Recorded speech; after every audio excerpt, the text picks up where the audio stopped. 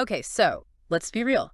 It is impossible to spend any time online these days without drowning in a sea of information. Yeah, you just get hit with it constantly. And it's exhausting, right? It really feels like it's a full-time job just trying to figure out what's actually worth paying attention to. Totally. So that's where the deep dive comes in, right? You give us your sources, your stack of articles, reports, whatever it is, and we do the work. We dive in. We cut through all the noise. Exactly. We pull out the real insights, the stuff that you can actually use, the stuff that's going to make a difference. And speaking of stuff that's going to make a difference, I am so excited about the sources you sent over this time. Yeah. Yeah, this is good stuff. We're going to be looking at how to make Instagram stories really work for you in 2025. But it's not just going to be about posting a pretty picture or the latest filter. We're going deeper. Much deeper. Yeah. We're going to be talking about the power of storytelling, why it works, how to do it well, and how using data in a smart way can help you succeed in basically anything. It's all connected. Right. I mean, you gave us this awesome mix. We've got this super practical article with all these actual, Instagram story ideas you can just grab and use. Hands-on stuff. Exactly. Yeah. And then we've got these deep dives into the psychology of storytelling, why it grabs us, why it makes us care. And then some pieces on how to make smart decisions using data. So we're going to pull this all together. It's going to be great. Yeah. Give you some clear takeaways, how to connect with your audience, how to make better choices in pretty much anything you're working on. Okay, so where do we even begin with all this? Well, I think jumping into those Instagram story strategies for 2025 is a good place to start. Okay, yeah, let's do it. What really jumps out at me is just how important Instagram still is, especially when you look at Gen Z. I mean, it is their platform. It's where they live. Right. And it's not just them. It's huge across pretty much every age group. I mean, the article said Instagram is the third most popular social platform overall. Wow. And get this, half of all U.S. adults are using it? That is a lot of people. That's a massive potential audience. Okay, so big audience. But are they actually, doing anything besides just scrolling and liking? This is the interesting part. Okay. People who shop on Instagram, they're not just browsing. They're actually spending money. Yeah. And the article said they're way more likely to drop $1,000 or more compared to other platforms. Oh, okay. That is not messing around. It's serious business. Yeah. So clearly there's some real opportunity here. Definitely. And the article makes a good point about Instagram stories in particular. It's not just, posting on your main feed or making a reel. It's a totally different kind of space. Yeah. It's immediate, it's personal, and it can be incredibly effective for building trust, connecting with people in a way that just feels different. So let's get into some of the actual, tactics. The article gives 11 basic Instagram story ideas for beginners, which I think is a great place to start. Yeah. Start with the fundamentals. Yeah. And the first one is super simple. Just put up a photo of your product, whatever you're selling. Makes sense. But here's the key. Add a link sticker. Oh, smart. Right. So people can just tap and go straight to your website. It's like removing a barrier. Yeah, it's frictionless. They see it. They want it. Boom. They're there. Idea number 2 is all about showing that people already like what you do. So customer reviews. Social proof. Exactly. So share a screenshot of a customer review if they post it publicly. Okay. Or create a story with, a nice image, the text of the review. And if they're okay with it, tag them. Give them a shout out. Yeah, exactly. And again, always include that link, drive them into the product page. That seems really smart, having that combo. Someone saying, hey, this is great. And then, bam, you can go get it right now. Right. Idea number 3 is something I feel like we see all the time. I bet I know what it is. Yeah, sharing your new reels or your feed posts to your story. And the article backs this up. They even say to use that new post sticker. Oh, to add a little mystery. Yeah, so people have to tap to see the whole thing. And apparently they've seen a huge jump in likes and comments when they do this. It makes sense, though, right? Someone who's like a story person, they might not be scrolling their feed at that exact moment. So it's like a little notification. It's like, hey, check this out. Exactly. Plus, I bet Instagram likes it when you get people tapping. Yeah, it shows engagement. Okay, idea number 4 is all about what other people are saying about you. User-generated content. UGC, yeah. So reposting stories where people tag you, and they really highlight the importance of encouraging this, reminding people to tag you or use a specific hashtag. So you can find it easily. Exactly. So it's like free marketing. But it's not just free marketing. It's authentic. It's coming from actual fans. And when you repost it, you're making those customers feel good, you know? Yeah, it's like you're acknowledging them. Exactly. Yeah. It creates this nice little loop. Okay, what's number 5? 5 is polls. Oh, polls. Yeah, they say people love a quick poll. Guilty as charged. Right. I mean, it's true. And you can use them for quick feedback or even to like subtly educate people about your product. You know, those did you know questions where the answers highlight key features. Oh, that's sneaky. I like it. Right. It's a fun way to teach without being boring. Okay, so 6 is taking that interaction up a notch. Quizzes? Yes, quizzes. So trivia about your brand, maybe about a new product. You can even have people like guess details about your next launch. And the really smart part. Tell me. Link the quiz to a product page and offer a prize for the winners. Boom. Drive that traffic. Exactly. Generate some buzz. People love a little competition. Yeah. Okay, what about number 7? 7 is celebrating. Celebrating wins. So did you hit a big follower milestone? Did you, sell a ton of product? Celebrate. Give a shout out to your audience. Thank them. Spread the love. Yeah, exactly. And they even suggest having like a little team celebration too. Oh, that's nice. Right. Your team feels good. Your audience feels good. Everybody wins. Number 8 is a classic, but it's still crucial. Hashtags. Always relevant. Yeah, just like on regular posts and reels. They help people find your stories. And again, be strategic. Use event-specific hashtags, UGC hashtags. Really think about how people are going to find you. Visibility is key. What's next? Number 9 is shining the light on your community. Highlighting a customer. They suggest making it a regular thing, like maybe weekly or monthly. You feature one of your best customers or an active community member. They gave the example of Tourism Kelowna doing this really well. Showcasing the people who love what you do. Exactly. And the key here is planning. Planning this content out in advance. And they suggest using scheduling tools to stay consistent. So why is that kind of regular feature so valuable? I think it really shifts the focus away from, just you talking about yourself all the time. It shows you actually care about your customers and their stories. It makes it feel less salesy. Yeah. And it encourages people to, engage with your brand more, hoping they'll get featured. It builds community. Yeah. Okay, what's number 10? 10 is getting feedback. Asking questions. Oh, important. Use those questions, stickers, polls, even encourage people to DM you. It can help you decide, what products to offer, what trends are happening. And they suggest saving these stories as a suggestion box highlight so people can always give feedback. I love that. It's like having a constant conversation. Right. Always listening. Okay. Last one of the basics. Number 11. Location tags. Another classic. Yeah, and they're important. Instagram uses them to show your content to people who are nearby or interested in a specific place. So you can reach new people. Exactly. Especially if you have a physical business, a shop or a restaurant, tag your location so you show up in those local stories on the map. Smart. Track those local customers. Okay, so those are the basics. But the article goes on to give 18 more creative ideas, which is where things get really interesting. Oh, let's hear it. One that caught my eye was using custom font colors. You can actually use the eyedropper tool in stories to match colors in your branding or even in the footer itself. Ooh, subtle but effective. Right. And they quote this Instagram expert, Helene Sula, who says being authentic is more important than like rigidly sticking to a theme all the time.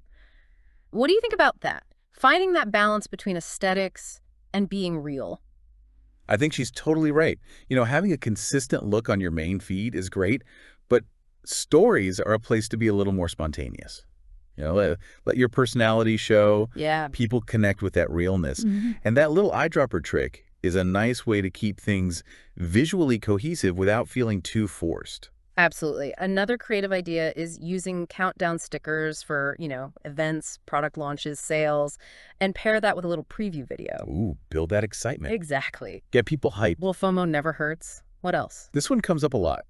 Behind-the-scenes content. Always a good one. And they argue that even stuff that you might think is boring, like showing your warehouse or your team packing orders, that can be really interesting to customers. It makes you human. Right. It's like, hey, we're real people doing real things. It makes you relatable. Oh, wow.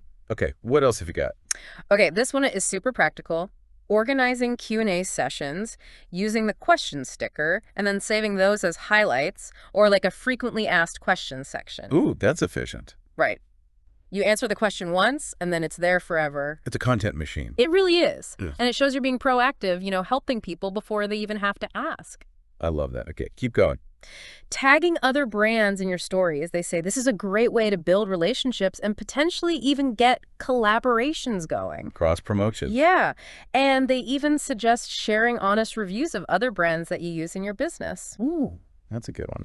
Again, it comes back to authenticity, being genuine, and building those connections. What do you think about that? I think it's really smart. It shows you're not just in it for yourself. You're part of a community. And people respond to that. Okay, here's a clever one. Offering story-only discounts. So you can tease the discount on your main feed, but to actually get the code, they got to watch your story. Smart. Right. It rewards people who are actually paying attention. And it gives you data on who's watching. Exactly. Okay, this one might seem obvious, but it's important. Keep your story highlights updated, especially if you're using them for key info. Make sure it's current. Right. The article gave this funny example of the TSA prohibited items highlight. Oh, yeah, I've seen that. It's informative, but also, like, entertaining. It's memorable. Exactly. Okay, interactive stickers, like the emoji slider, are a great way to get quick engagement. So simple. It's even less effort than a poll. But you still get that interaction. Mm. Okay, what else? I'm hooked on these creative ideas. Okay, how about this? You give people a sneak peek of a new product or event, and then have them guess what it is. Use a question sticker, a poll, whatever. Oh, that's fun. Right. It builds anticipation, gets people talking. Curiosity is a powerful thing. It really is. Okay, showing the process of how you make your product or deliver your service. This is especially good if you're a small business or do something handmade. People appreciate seeing the work that goes into it. Exactly. It adds value, makes it feel special. It's about craftsmanship. Okay, I need more. What else? Okay, collages. Sharing collages to show multiple products or to, like, recap an event. Visually appealing. Yeah, and you can fit a lot of information into one story frame. Without overwhelming people. Exactly. Well, okay, smart. this one's a little more advanced. Layering images using the photo sticker. So you can put, like, customer testimonials over product photos or share a new feed post over another image. That's creative. Right. It adds depth, makes it more visually interesting. It's about using that space wisely. Totally. Okay, this one might seem basic, but it can make a big difference. Emojis. I love a good emoji. Me too. They add personality, make your photos more memorable. It's like a universal language. Yeah, it really is. Okay, this one is super important if you're selling anything. Yeah. Making your story shoppable. So tag products directly, especially if you have an Instagram shop. Seamless shopping experience. And encourage any influencers you work with to do the same. Ooh, that's a good call. It makes it so easy for people to buy without leaving the app. Okay, if you have a rewards program, dedicate a highlight to it. Always be promoting it. Exactly. Keep it top of mind. Yep. People can easily find the info. Okay, tutorials. Yes. Sharing tutorials and saving them as highlights is such a great way to provide value and become a resource for your audience. And they suggest asking your audience what they want to learn. Oh, brilliant. Right. You know you're creating something they actually need. It's data-driven content creation. I love it. Okay, anything else? 2 more. If you're hiring, use a career highlight to showcase any open jobs. Social media recruiting. Exactly. And lastly, don't be afraid to play around with the text options. Yeah. You know, different fonts, colors, shadows. Make it pop. Exactly. Make your story stand out. Okay, that was 18. But there are even more. There's more. Yeah. 7 experimental ideas. These are for people who are really ready to push the boundaries. Okay, I'm ready. Okay, first one. Just be active. Post consistently. They recommend 1 to 2 stories a day. Stay type of mind. Exactly. Mix it up, keep it interesting, and use those scheduling tools to stay on track. Consistency is key. It really is. Okay, use your stories as a menu. A menu. Yeah, like if you're a cafe with daily specials or a fitness studio with class schedules, use stories to give those real-time updates. Oh, I get it. It's perfect for that. Right, it's like a digital chalkboard. I like it. Experiment with story ads. Apparently, they're pretty easy to set up and they blend in well. They do a good job with that. It doesn't feel too interruptive. Right. So have you seen them be effective? I have, yeah. If you target them well, they can really get you in front of a whole new audience. Okay, educate your audience, but make it fun. Edutain. Exactly. Use video, save those educational snippets as highlights. This is good engaging. Right, because people want to learn, but they also don't want to be bored. Makes sense. Okay, memes. Share memes. But huge caveat here. They have to be relevant to your audience. Know your audience. Right. If it fits, it can be great for building that relationship, and it saves you time on content. Curation over creation. Yeah, but you gotta get the humor right. You really do. It can backfire if you miss the mark. Big time. Okay, partner with creators, do story takeovers, you get fresh content, they get exposure to your audience, you get exposure to theirs. Win-win. Love it. Okay, and lastly, get in front of the camera. Show your face. Yeah. Talk about new products, tell a story of your business, share lessons you've learned, and then repurpose that for reels and ads. Get the most mileage out of it. Exactly. Okay, I think we've officially covered Instagram story strategies, but like you said at the beginning, this is about so much more than just social media. Storytelling is this fundamental human thing, and the next set of sources really digs into that, why it's so powerful, how to do it well. It's fascinating, right? Storytelling is everywhere. It's how we connect, how we make sense of the world. It's how we learn. The articles you shared highlight how it can unite teams, inspire action, create interest. It works on so many levels. I loved the example of Cynthia St. Marshall taking over as CEO of the Dallas Mavericks. Oh yeah, that was a powerful story. She walked into this really tough situation, and one of the first things she did was share her own personal story. And then she asked everyone on the business operations side to share their stories too. What do you think that did for the team? I think it created this space where people felt heard and seen, like their experiences mattered. And the article said, you know, in just 2 years, their executive leadership team became way more diverse. That doesn't happen by accident. No. It starts with connection, with shared stories. And there's that other example about Wynn Resorts. They have this whole storytelling program for their employees. To connect them to the company values. Exactly. It's not just about marketing. It's an internal tool, too. It can be so powerful for building culture. When everyone understands the why, they're more engaged. Right. Okay, the articles also made a big point about authenticity, being genuine. Absolutely. Your stories have to be true. And if you're sharing someone else's story, you have to have their permission. You have to be respectful. Absolutely, no question. And one article even called storytelling a superpower. Ooh. Right. But they also said, you know, with great power comes great responsibility. You have to use it wisely. Exactly. And that piece also gave 5 characteristics of a really effective story. The first one was being specific to your audience. Why is that so important? Well, if you want to connect with people, you have to understand what they care about.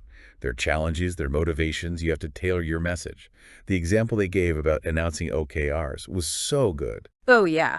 That was interesting. The initial announcement was so generic. It didn't speak to anyone's specific concerns, so people pushed back. Yeah. Different teams were worried about how it would affect them. You know, their reviews, their chances for promotion. Exactly. So they had to create different messages for each group, addressing their specific concerns. So being specific actually reduces anxiety. I like that. Okay, characteristic number 2 was context. The why. Right. The OKR rollout also failed because it didn't explain why the company was doing this now. It just felt like another top-down initiative. Without that why, it's hard to get buy-in. For sure. If they had explained how OKRs fit into the company's bigger vision, their history, their future plans, it would have made so much more sense. People need that bigger picture. Absolutely. Okay, number 3 was humanizing your story. Making it relatable. Exactly. The articles suggested using personal anecdotes to make the speaker more approachable, less corporate. And they even shared a story about their time traveling with a circus. Wait, a circus? Yeah, it was random. But the point was that even though it seemed totally unrelated, the stories about navigating a new environment, building relationships with all these different people, that actually resonated with their clients. I get it. It's about finding those universal themes. Exactly. Okay, number 4 was making your story action-oriented. Giving people something to do. Right. So instead of just talking about lofty goals, you give people concrete steps they can take. You empower them. And that reduces anxiety. When people know what to do, they feel more in control. Exactly. And in the OKR example, the problem was that the initial announcement was full of jargon. But no substance. Right. They talked about redefining success, but didn't actually tell anyone how to do that. So it's useless. Basically. So the better approach is to focus on the specific changes people need to make in their work. Practical steps. Exactly. And the last characteristic was humility. Ooh, that's a big one. It is. It's about admitting when things haven't gone well, when you don't have all the answers. Being vulnerable. Which can be tough, but it builds trust. It shows you're real. And that you're willing to learn. Exactly. And they gave the example of a previous goal-setting update that had completely failed. Oh, yeah. And the leaders actually owned up to it. They said, hey, we messed up. That's powerful. Right. It showed they had learned from their mistakes, and that made people more likely to trust them this time around. It's about showing growth. Okay, so we've seen how important storytelling is in leadership, but you also shared some sources that looked at it in a more general sense. You mentioned that meeting of the minds event. What were some of the takeaways from that? That was such a fascinating conversation. One of the big ideas was that we are all storytellers, whether we realize it or not. Vu Tran made the point that every day, through the way we dress, the way we talk, even our body language, we're telling a story about ourselves. It's how we present ourselves to the world. Exactly. And Guy Rolnick agreed, saying that storytelling is how we make sense of things, it's how we make decisions, it's how we deal with all the information coming at us. We create narratives to navigate the world. And he really emphasized how crucial it is in your career. For getting hired, leading teams, making change happen. It's a core skill. Absolutely. And there was this really interesting discussion about whether stories should be super specific or more universal. Oh, yeah, I remember that. Tran argued that actually, the more specific you are with your characters and details, the more likely people are to see themselves in your story. It sounds counterintuitive. It does, right. But the idea is that those specific details create a sense of authenticity that resonates more deeply. People see themselves in the details. Right. Rolnick did add a note of caution, though, saying that in a business context, you have to know your audience. You can't just assume a story will land with everyone. Exactly. You have to tailor it. Okay, they also talked about what makes a story really grab our attention. The things that make it memorable. Right. Tran talked about the power of conflict, love, even violence. Those visceral elements. Exactly. And Rolnick agreed that the more emotionally engaging a story is, the more likely people are to listen. It's about connecting on an emotional level. Absolutely. Yeah. Okay, then the conversation shifted to ethics. Always important to consider. Tran talked about the difference between trying to reshape reality versus shaping your story to be more engaging while still being truthful. It's like a key distinction. Right. And Rolnick said that the best storytellers are aware of the power they have and they use it responsibly. It's about being transparent with your audience, letting them know where you're coming from. Exactly. Okay, and they ended by talking about how technology has changed the way we consume stories. The fundamental structures of a good story are still the same, but the way we find and experience them is totally different. It's a whole new landscape. It really is. Okay, so we've talked about storytelling in a broad sense, but one of the sources you shared was really focused. It was about using personal storytelling, specifically in consulting. Oh, yeah, I remember that one. So sharing your own experiences in the right way can build rapport with clients, help them see things differently, and ultimately influence their decisions. That's a powerful tool. But the article stressed that it has to be done carefully.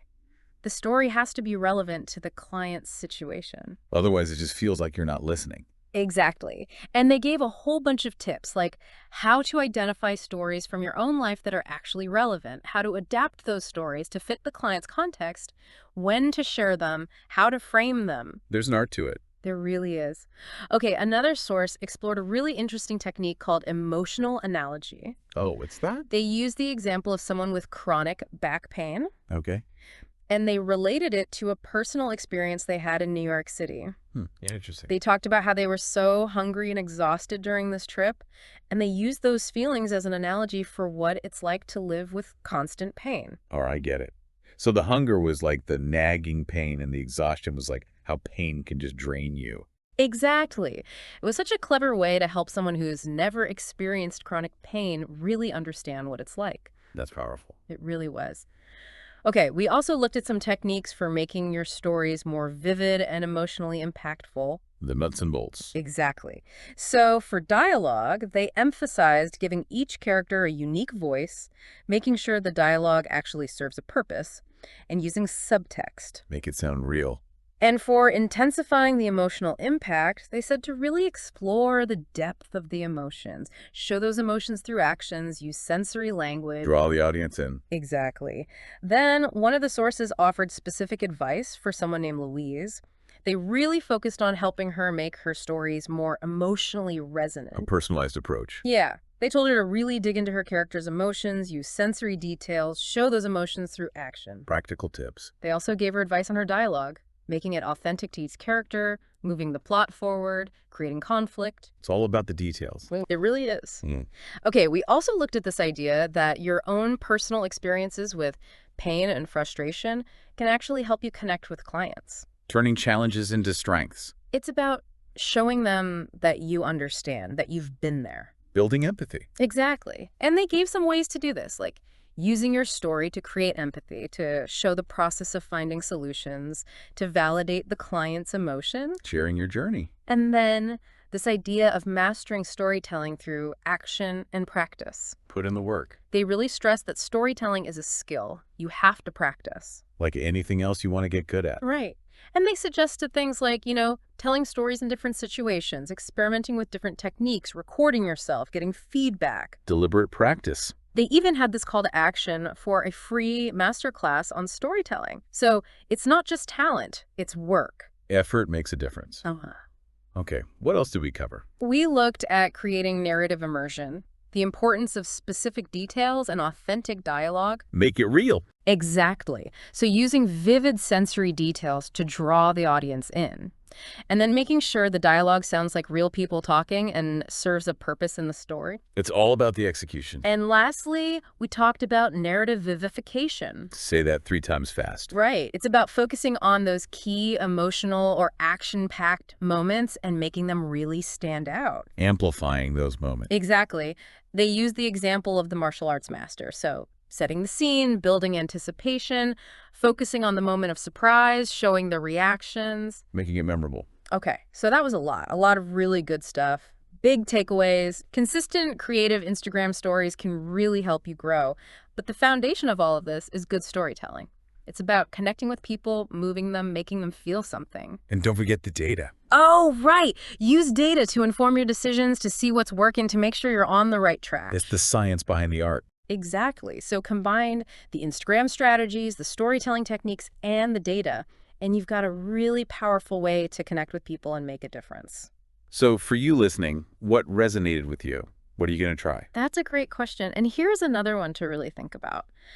What stories from your own life, even the tough ones, could you share to connect with others? Your experiences matter. They really do. Okay, thanks for taking the deep dive with us. See you next time.